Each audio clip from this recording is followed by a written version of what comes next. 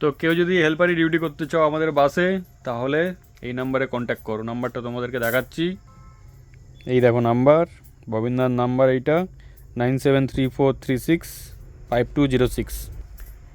এই নাম্বারে ফোন করে চলে আসো, আর্জেন্ট লাগবে।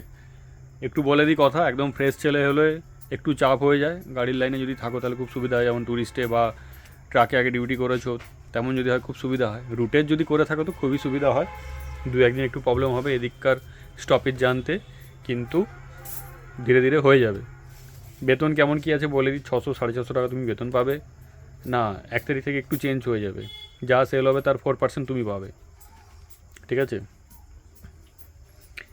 আগে স্যালারি ছিল, এখন পার্সেন্টেজ হয়ে যাবে আর কি, নতুন বছর থেকে 4% তুমি পাবে, খাওয়া দাওয়া পাবে।